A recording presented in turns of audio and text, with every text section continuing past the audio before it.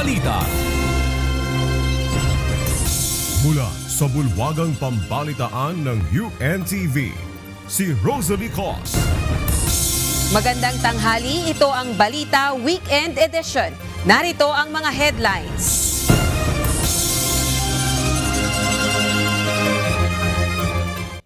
Panibagong mega oil price hike nagbabadyang muling ipatupad sa susunod na linggo. Pamamahagi ng fuel subsidy para sa mga jeepney driver at iba pang nasa public transport sector, sisimulan na rin ng pamahalaan. 50% fare discount sa MRT3 at LRT2, pati na ang toll discount aarangkada na sa Lunes. At bagong album ng K-pop supergroup na BTS na arirang, top 1 sa iba't ibang music charts. Comeback concert ng grupo mapapanood ng live sa isang online streaming platform.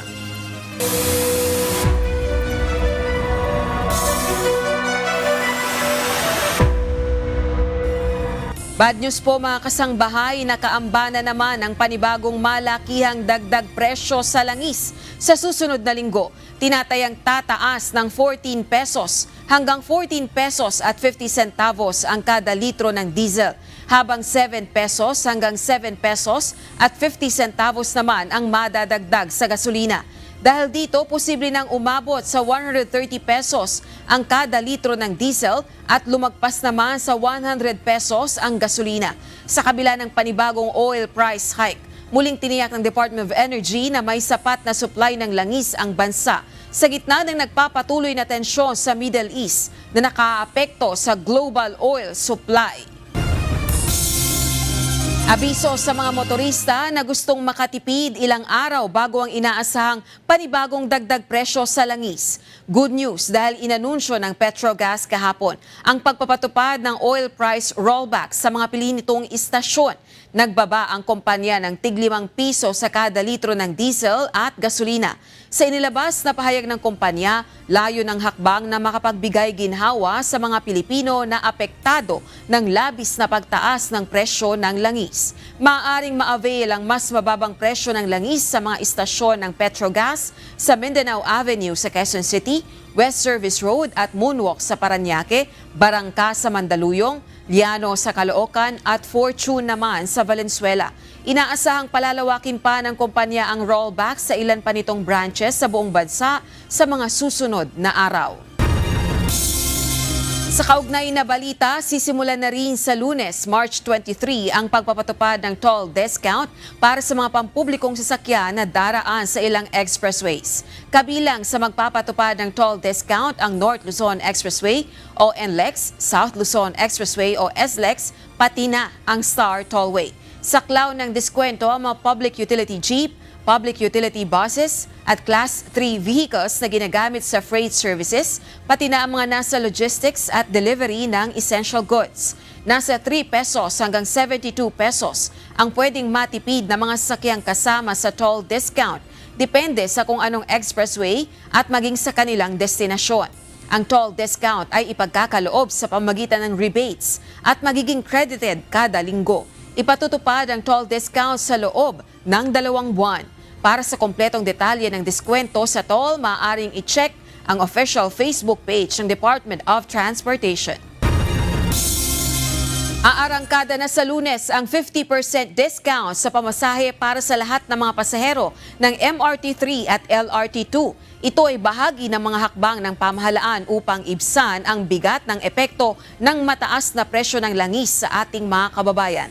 Batay sa inilabas na bagong fare matrix ng MRT3 at LRT2 management, nasa 6 pesos hanggang 14 pesos na lamang ang pamasahe sa MRT3 mula North Avenue hanggang Taft Station at vice versa.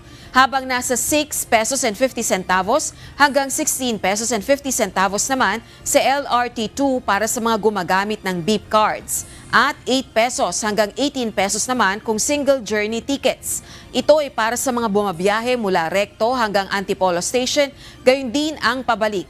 Ang 50 fare discount ay otomatikong ibabawa sa card, mapa blue beep cards at single journey tickets, gayon din sa mga gumagamit ng cashless payment. Samantala, mananatili naman ang 50% fare discount para sa mga gumagamit ng concessionary o yung puting beep cards para sa mga estudyante, senior citizens at persons with disabilities o PWD. Umapela ang Department of Social Welfare and Development sa mga tsuper na huwag dumagsa sa isasagawang payout sa susunod na linggo. Ayon kay DSWD Secretary Rex Gatchalian, upang maging maayos ang schedule ng pamigay ng ayuda, nagtakda na sila ng araw ng pamahagi ng cash assistance. Sa Lunes, March 23, ang mga motorcycle taxi. Martes naman ang schedule ng Transport Network Vehicle Services, habang sa Miyerkules ang mga jeepney. Ilalaan naman ang Huwebes at Biyernes para sa delivery service drivers. Tiniyak rin ni Secretary Gatchalian na tatapusin nila ang pamimigay ng 5,000 peso cash aid hanggang lahat ng nasa listahan ay makatanggap. Nanawagan ang Malacanang sa mga nagpro-protestang transport group na pagtiwalaan ang gobyerno sa gitna ng nararanasang labis na pagtaas ng presyo ng mga produktong petrolyo na epekto ng nangyayaring digmaan ngayon sa Middle East. Giit ng Malacanang, ang kailangan ngayon ay magkaisa at magtulungan ang lahat upang maibsan ang bigat ng epekto ng mega oil price hike. Ito ang balita ni Joan Nano. Umaapela ang Malacanang sa mga nasa public transport sector na pagtiwalaan ang mga hakbang na ginagawa ng pamahalaan sa gitna ng nagpapatuloy na labis na pagtaas ng presyo ng mga produktong petrolyo. Sa pahayag kahapon ni Palace Press Officer Undersecretary Claire Castro, ipinaliwanag nito na pilit na binabalanse ng pamahalaan ang tulong para sa mga driver at operator ng mga pampublikong sasakyan, gayon din sa mga commuter. Dagdag pa ng opisyal, pilit na inuuna ng Pangulo na tugunan ang pangangailangan ng mga nasa transport sector. Sa gitna ng nararanasang krisis, nanawagan ng Malacanang ng pagkakaisa at pagtutulungan ng lahat. Kahapon tinapos na ng Grupong Piston ang kanilang 2 araw na tigil pasada bilang protesta sa patuloy na pagtaas ng presyo ng langis, ang panawagang buwagin ng Oil Deregulation Law at suspensyon ng fuel excise tax. Nauna nang ipinatigil ni Pangulong Ferdinand Marcos Jr. ang pagpapatupad ng dagdag pasay sa mga PUV upang hindi mabigatan ang mga commuter. Sa kabila nito, inumpisa na rin ng pamahalaan ang pamamahagi ng 5,000 pesos fuel subsidy para sa mga tricycle drivers, habang isusunod na sa darating na linggo ang jeepney drivers at iba pang uri ng public transportation. Joan Nano, UNTV News and Rescue. Diyos ang aming sandigan, serbisyo publiko ang aming pinahahalagahan. Nilinaw ng Office of the Vice President na wala silang programang cash assistance, maging si Vice President Sara Duterte. Ginawa ng tanggapan ng pangalawang Pangulo ang paglilinaw kaugnay ng kumakalat na peking impormasyon hinggil sa cash assistance na ibinibigay umano ng OVP at ni VP Sara. Paalaala ng OVP sa publiko, huwag magbigay ng anumang personal na impormasyon dahil ito ay isang scam. Para sa sino mang may impormasyon ukol dito, hinihikayat ang ating mga kababayan na agad itong ipagbigay alam sa mga otoridad. Bumili ang pamahalaan sa pamamagitan ng Philippine National Oil Company o PNOC ng 300,000 barrels ng diesel na inaasahang darating sa susunod na linggo upang mapalakas ang supply ng bansa. Layunin ng Department of Energy na matiyak ang sapat na inventaryo ng langis sa bansa sa gitna ng tumitinding global oil crisis. Ibebenta ng PNOC ang diesel sa mga oil company sa kaparehong presyo upang mapadali ang distribusyon. Gayunman, aminado ang DOE na kulang pa rin ang naturang supply kumpara sa konsumo ng bansa, kaya patuloy ang pakikipag-ugnayan sa ibang bansa para sa karagdagang enerhiya. Pansamantalang sinuspinde ng Philippine Airlines ang ilan sa kanilang mga flight na biyaheng Middle East sa gitna pa rin na nagpapatuloy na gyera sa pagitan ng US, Israel at Iran. Ayon sa PAL, suspendido hanggang April 30 ang kanilang Middle East flights, kabilang na ang biyahe pa Dubai at Doha, para na rin sa kaligtasan ng mga pasahero at maging ng kanilang mga crew. Ang mga apektado namang pasahero ay maaaring magparebook ng libre sa oras na i-resume ang mga flight. Pwede rin itong ipa-convert sa travel credits habang pinapayagan ang full refund, subalit subject ito sa ilang mga polisiya. Ayon sa PAL, sa ngayon ay patuloy ang assistance ng kanilang customer service team sa mga pasaherong apektado ng pansamantalang suspensyon ng flights.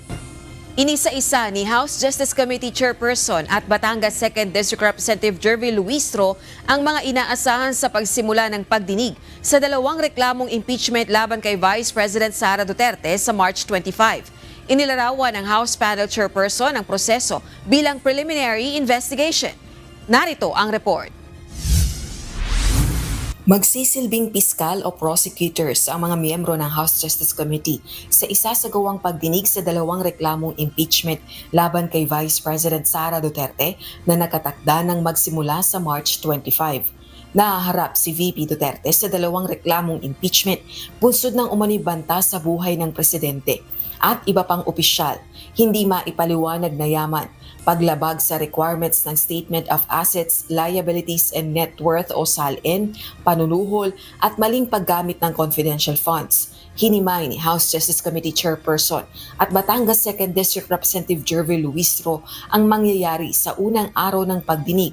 Una ay pagtitibayin muna ng House panel ang mga panuntunan sa pagdinig. So our focus more is on the ground rules because we want this hearing proper to be as organized as possible, no? Kasi kapag magulo, hindi maiintindihan yan ng ating mga kapwa Pilipino. Pero kapag orderly siya, organized siya, alin bang uunahin mo? Mga witnesses ba o documentary evidence pa? Do we do it per ground? Things like that, no? Susundan ito ng pagresolba sa preliminary issues kaugnay ng mga inihaing motion at kahilingan sa House Justice Committee. Meron tayong mga pending request, petition, and concern which we need to thresh out first before we proceed to the presentation of witness and evidence. Kabilang narito ang request na isapina ang mahalagang dokumento gaya ng bank records, tax return, statement of assets, liabilities and net worth ni VP Duterte at iba pang papeles. Gayon din ang kahilingang mapasailalim sa protective custody si Ramil Madriaga, isang detainee ng Bureau of Jail Management and Penology sa kasong kidnapping na itinuturing ng complainants na mahalagang testigo laban sa Vice Presidente. At ang pagtutol sa pagpapatala ng mga abogadong sina Michael Poa at Reynold Munsaya bilang bahagi ng Defense Counsel ng pangalawang Pangulo matapos isangkot sa aligasyon ng maling paggamit ng pondo ng Office of the Vice President at Department of Education ng kalihim pa si VP Duterte nito. Kasunod nito ay ang presentasyon na ng mga testigo at ebidensya ng complainants at respondent na si VP Duterte. Tanging mga House Justice Panel member lang ang maaaring mag-cross-examine o sumuri sa mga testigo at ebidensya. The rule is clear that only the justice members can participate in the direct examination and cross-examination. The explanation is the proceeding before the Justice Committee is similar to a preliminary investigation in a criminal proceeding. So we are like fiscal here na inaaral namin yung kaso whether or not there is probable cause. Anong aming pag-aaralan? Ebidensya ng complainant vis-a-vis ebidensya ng respondent, no? The reason kung bakit the participation of lawyers are not yet encouraged is because this is just the stage of preliminary investigation. Pagkatapos ng prosesong ito, titimbangin at pagbobotohan ng House Justice Panel kung may probable cause ba o sapat na ebidensya para irekomenda sa plenaryo ng Kamara at mapagbotohan ng impeachment ng Vice Presidente.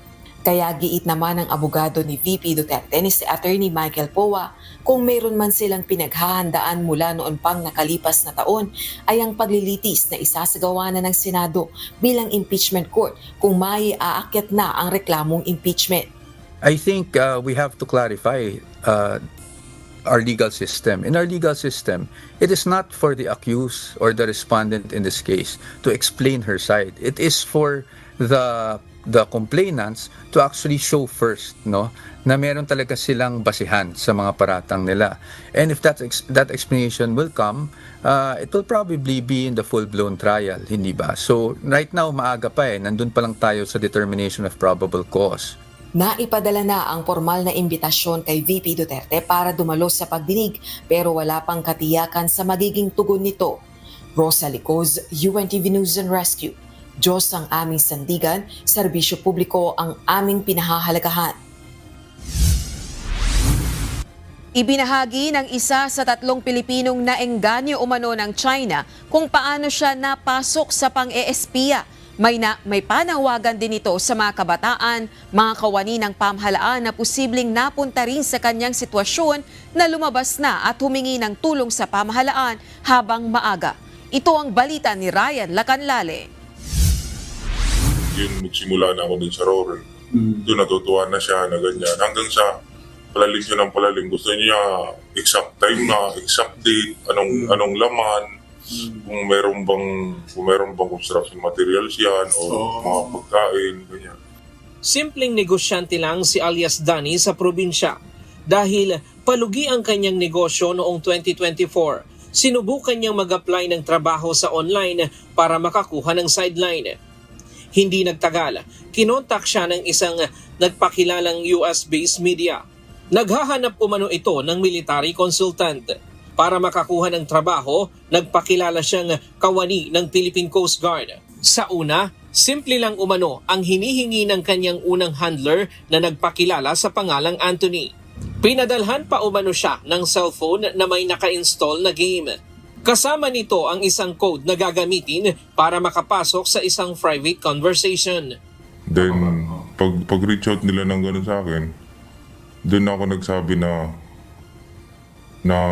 Coast Guard ako, which is hindi naman. Kasi yung mga hinahanap kasi nila sa akin is nakabase lahat sa Coast Guard. So, ang ano nila, mas malaki yung ibibigay nila pag mismong nasa loob ka ng Coast Guard. Okay. Mga tanong nila sa akin, nasasagot ko naman tungkol sa Coast Guard, yung recruitment, mga barko, which is nakukuha ko lang naman sa internet. Then binibigyan nila ako ng malaking pera, papalit ng mga katanungan nila at maayos ko naman sa kanilang naibibigay yun. Ngunit biglang nawala si Anthony ng ilang buwan at ang nagpakilalang boss na nito na si Peter ang kumausap sa kanya. Ito na rin aniya ang humingi ng mas malalim na mga impormasyon. Na mga walang silbi na yung mga ibinibigay mo. Dapat gusto nila yung mas malalim na. Doon na siya pumasok sa pag-specific niya na Rory. Kaya yung mga foreign visit. Umabot na rin siya sa punto na pinakialaman niya ang cellphone ng kaibigan na nagtatrabaho sa Philippine Coast Guard. Gumawa pa umano siya ng duplicate account ng messenger nito. Dahil dito, nalalaman niya ang mga impormasyong ipinapadala sa kanyang kaibigan na nagagamit rin niya. Nakuha ko kasi yung idea na ang Android may dual messenger. Diba? So, yung account niya, kinuha ko, nilagay ko sa dual messenger doon sa Android ko. Nakukuha ko na yung account niya. Nakikita ko na. Sa lahat ng ipinagawang ito sa kanya, hindi pa rin umano niya naramdaman na ginagamit na siya sa pang-eespiya.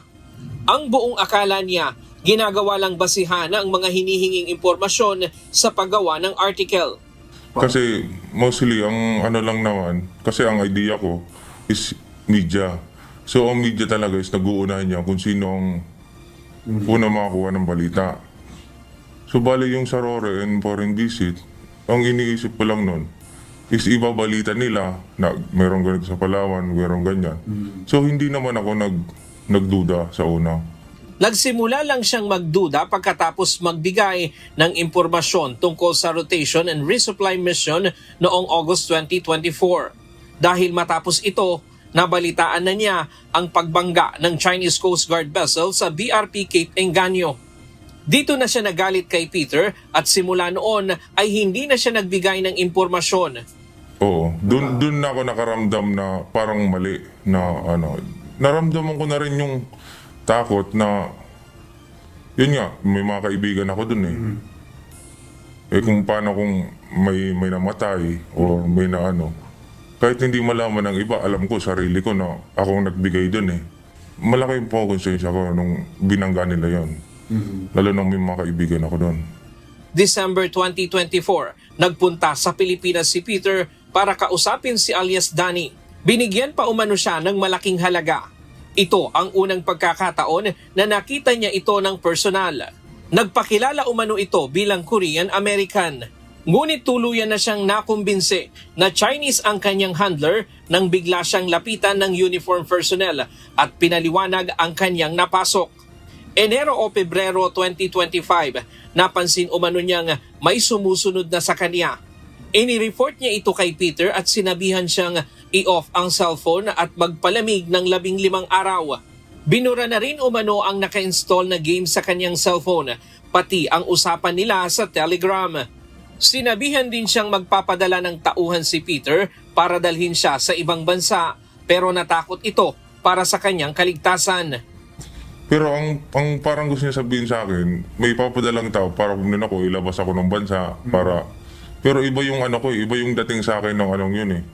Kasi dalawa lang yun, baka patahimikin ako para hindi na ako makapagsalita pa na kung ano pa. Sa ngayon, hindi na normal gaya ng dati ang buhay ni Danny. Nasira na rin ang samahan nila ng kanyang kaibigang kawani ng PCG dahil sa kanyang ginawa. Kaya panawagan niya sa mga Pilipinong napasok sa ganitong gawain, lumapit sa pamahalaan abang may pagkakataon. Yung lahat ng nandiyan pa sa tulad ng napasok ko, yung trabahong ganito, na hindi nyo alam, akala nyo simple lang yung pananagutan sa batas. Na hindi kayo matutulungan ng handler yung Chinese. Mahuhuli pa rin kayo kahit anong tago. No? Kaya kung nais nyong iparating yan sa lumapit na lang talaga sa gobyerno, sa AFP, kahit sa DND, para mas matulungan. Kasi walang ibang makakatulong tulad natin na nakapasok na, sila pa rin.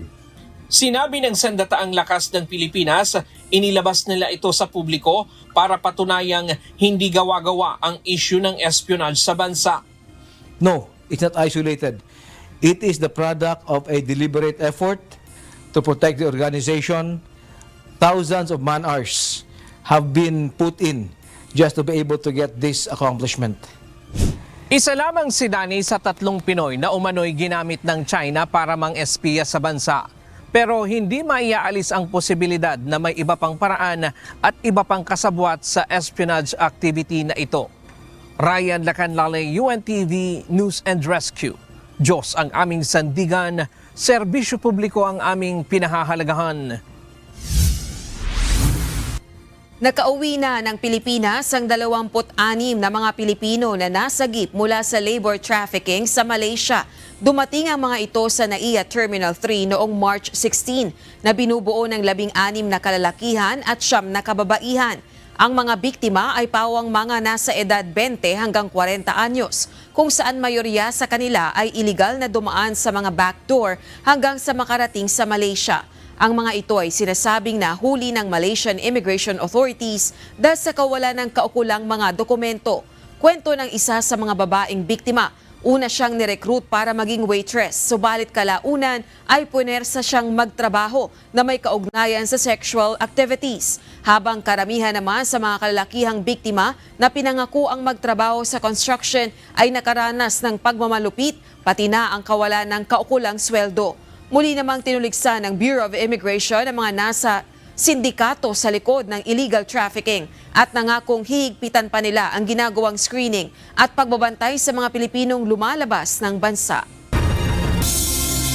Kinokonsidera ngayon ng Cybercrime Investigation and Coordinating Center o CICC na ipatupad ang nationwide ban ng online gaming platform na Roblox dahil sa umano'y illegal na aktibidad ng nasabing app.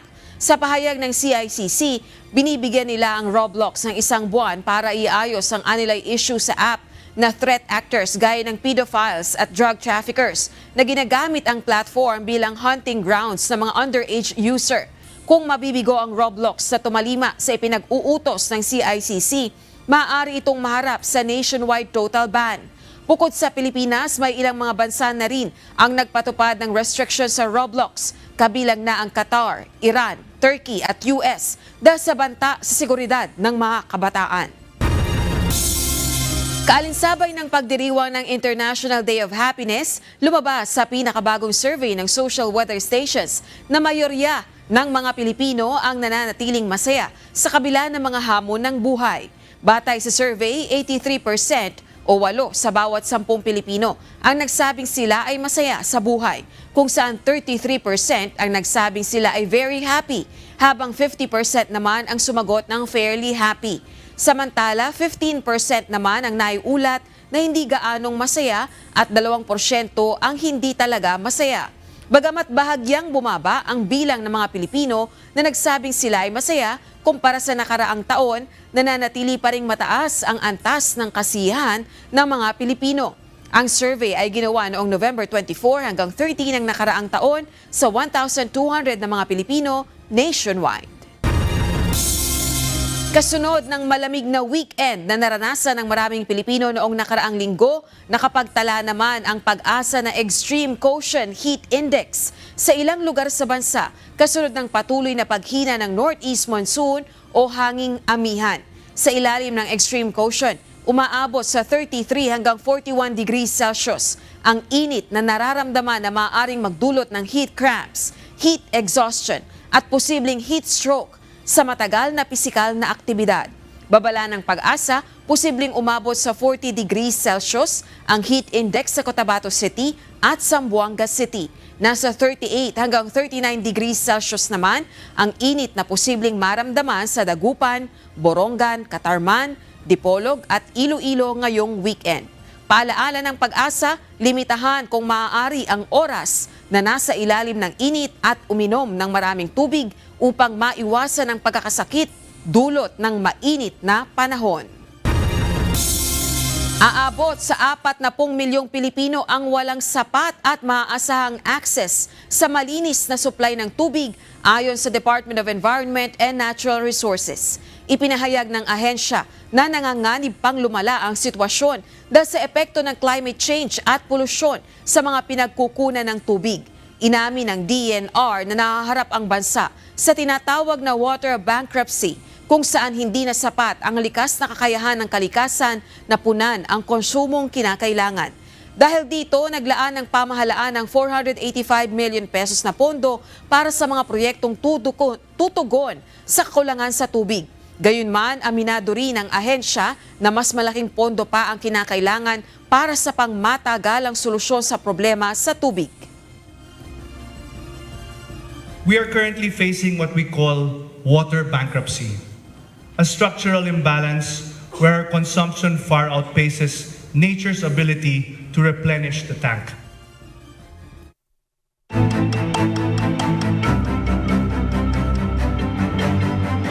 Hindi naman makalaot ang nasa 100 mga mangisda sa Hagonoy, Bulacan dahil sa mahal na krudo. Ang resulta, marami sa kanila ang ngayon ay walang kita. Ito ang balita ni Nestor Torres. Ayun yung pagkakataas ng krudo natin.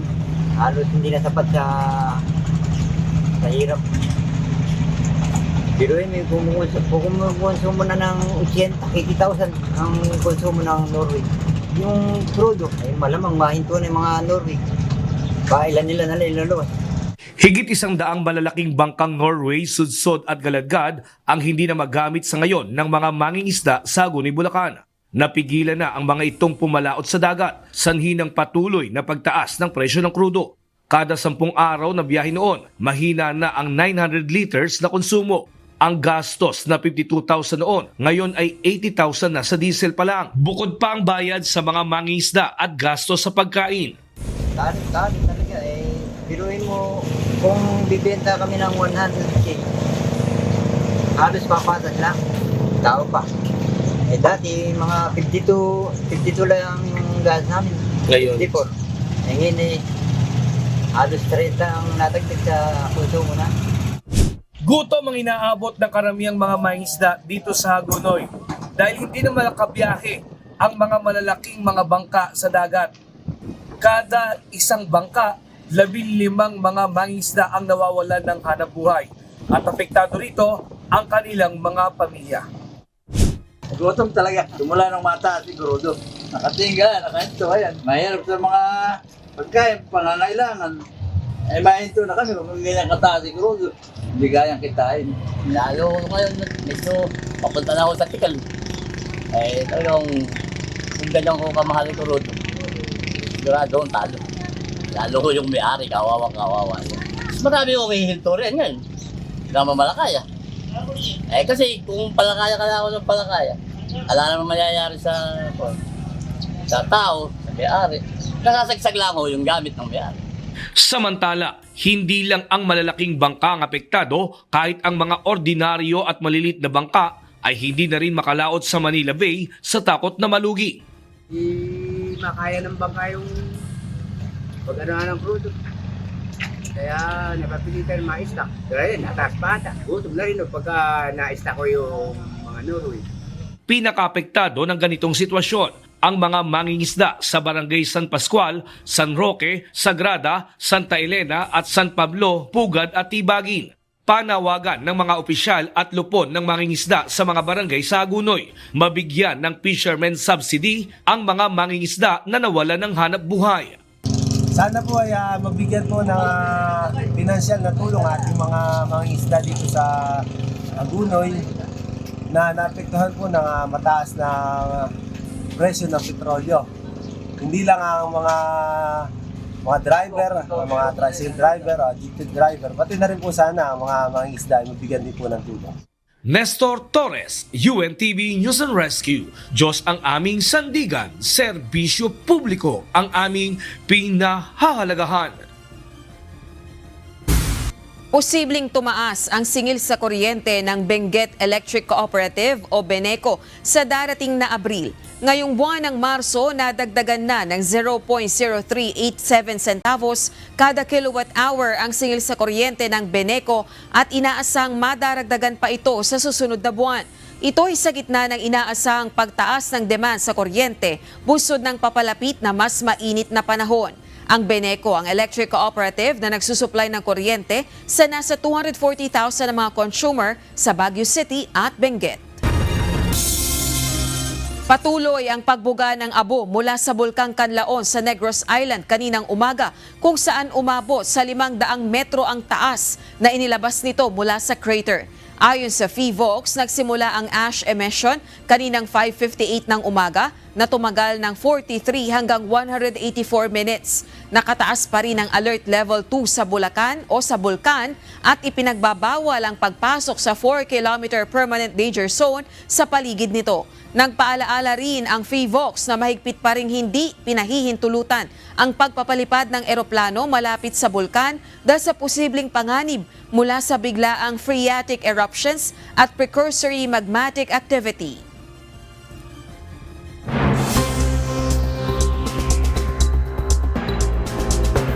Tinamaan ng fragment ng Iranian missile ang isang bahagi ng Old City sa Jerusalem, Biyernes, oras sa Israel. Ayon sa Israeli Police, bagaman ipinagbawal na ang pagbisita sa naturang complex noong nagsimula ang gulo sa Middle East, may mga turista at locals ang pumupunta pa rin sa lugar. Dahil dito, nagpaalaala ang Israel Police sa publiko na wag nang pumunta sa lugar para sa kanilang kaligtasan. אני מעביר פה מסר לכל מי שרוצה להגיע, להתאפק עוד קצת עד סיום המערכה הזאת.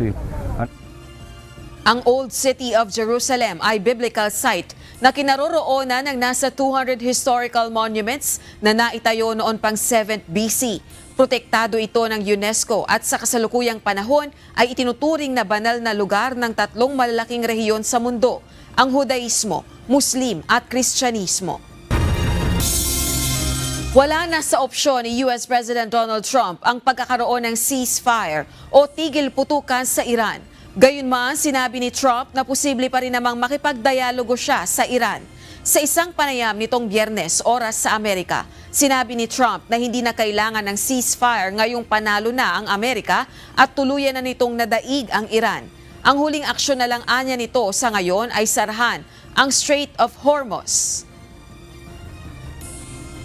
We can have dialogue, but I don't want to do a ceasefire. You know, you don't do a ceasefire when you're literally obliterating the other side. We're not looking to do that. Bagaman nauna nang sinabi ni Trump na hindi ito magpapadala ng sundalo mismo sa Iran, nagpahayag ang Pentagon na naghahanda na ito sa deployment ng nasa 2,000 Marines at Navy na tutungo sa Middle East para buksan ang nasabing shipping lane.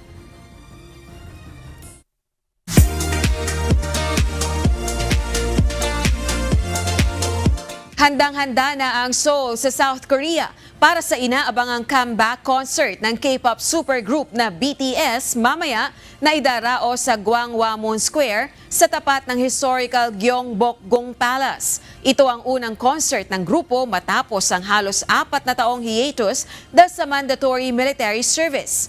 Una nang nag-inspeksyon ang mayor ng Seoul sa venue upang tiyakin ang mahigpit na seguridad na ipatutupad dahil sa inaasahang pagdagsa ng libu-libong fans mula sa iba't ibang panig ng mundo. 무엇보다도 축제와 같은 분위기에서 이 컴백 공연이 이루어질 수 있도록 안전도 중요하지만 그 과정에서 유연성 있게 대처를 해서 이 공연이 안전하지만 매우 즐겁게 그리고 행복한 분위기 속에서 치러질 수 있도록 서울시는 최선의 노력을 다하겠습니다. Nagpaalaala rin mismo si South Korean President Lee Jae-myung sa mga dadalo na panatilihin ang disiplina at tiyakin ang kaligtasan kasabay ng kasiyahan. Kabilang sa ipatutupad na security measure ang pagsasara ng kalsada na inaasahang dadagsain ng mga fans na manonood. Maglalagay din ng metal detectors at signal jamming para sa mga drones. Samantala, kahapon ay inilabas na ng BTS ang kanilang pinakabagong album na Arirang, kung saan agad na nag-number 1 trending sa YouTube ang music video ng kanilang title track na Swim, na ngayon ay mayroon ng mahigit 30 million views. Nakuha rin ng Arirang at Swim ang number 1 spot sa album at songs iTunes worldwide. Nakatakdang simula ng BTS ang kanilang world tour concert sa April na tatagal ng halos 1 taon, kung saan pupuntahan nila ang 34 cities sa buong mundo, kabilang ang Pilipinas.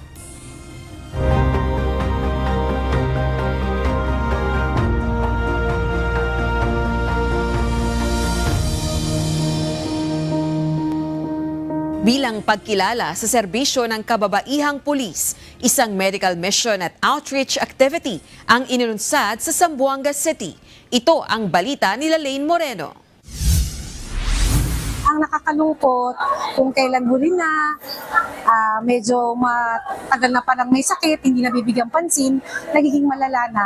Which is nakakalungkot kasi preventable siya and pwede nating ma-address ng mas maaga. Agapan ang sakit bago pa lumala. Ito ang paniniwala ni Police Lieutenant Colonel Miles Munato ng Zamboanga City Police sa kahalagahan ng maagang pagpapasuri upang agad na malapatan ng lunas ang anumang karamdaman. Subalit sa mga katulad nila ng trabaho, serbisyo muna bago ang sarili, kaya ang bagay ng kalusugan ay madalas nilang naisasantabi. Para makatulong, nagbigay ng libreng serbisyong medikal ang Members Church of God International o MCGI sa mga babaeng pulis ng Zamboanga City Police Office na ginanap sa Camp General Eduardo Batalla, Zamboanga City nitong Huwebes, March 19. Katulong sa nasabing aktibidad ang Philippine National Police Regional Medical and Dental Unit 9 bilang bahagi ng pagdiriwang ng National Women's Month ngayong taon. Sumailalim sa iba't ibang libreng serbisyong pangkalusugan ang mga police women kabilang ang pap smear, breast self-examination, basic laboratory at OBGYN consultation. Ayon kay Police Major Jervy Karumba, malaking bagay ang ganitong uri ng serbisyo upang masiguro ang kalusugan ng mga pulis at magawa ng maayos ang kanilang paglilingkod sa mga komunidad. Nagbigay kami ng ganitong serbisyo para sa kababaihan, which is particularly yung mga kapulisan natin, para sila mismo maalagaan yung mga sarili bago sila makapagsilbi sa bayan. Ipinagpapasalamat naman nila ang ginagawang tulong ng MCGI sa kanilang hanay. Napakalaking pasasalamat po ang gusto naming ipahatid sa MCGI.